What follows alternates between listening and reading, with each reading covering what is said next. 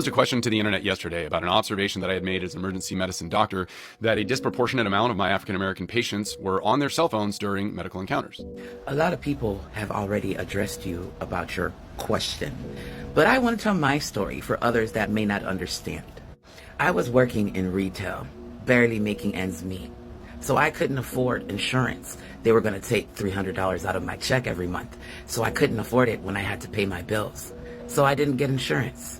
Well, I got sick. Something was wrong with my stomach. I kept throwing up and feeling crappy, especially after I ate anything spicy or anything raw, like salads. I would go to the hospital. They'd tell me that it's nothing. You're probably just having a bad stomach ache. Give me a couple of pills and send me on my way. Heartburn pills, because I was complaining about heartburn. This was going on for about a year. Every couple of months, I go to the hospital feeling like shit, and they would just tell me, oh, it's nothing. It's just heartburn. Don't worry about it, and send me on my way.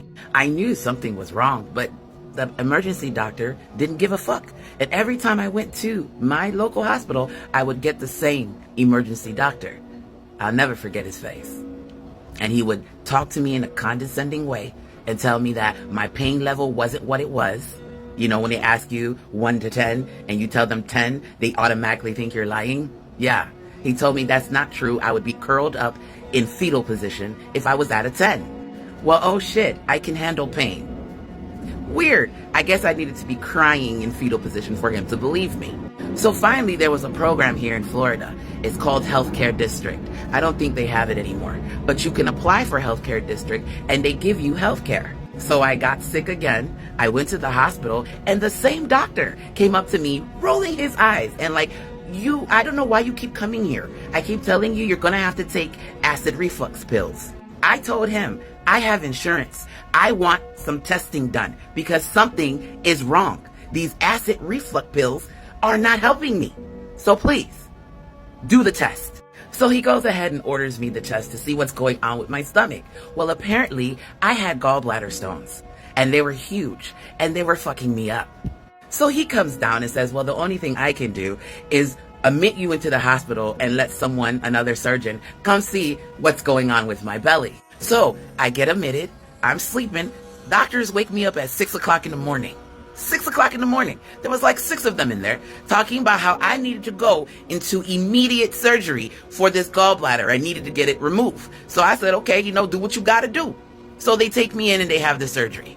When I go to my doctor after the surgery to make sure everything is okay, he informed me that my liver was infected and that they had to hurry up and give me that surgery so I wouldn't lose my liver. You're a doctor. You know how hard it is to get a liver transplant?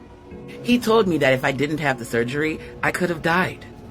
We don't trust doctors because doctors refuse to listen to us. So if you see a black person on their phone, they're probably scared because usually when we go into a hospital, a lot of us don't come back out.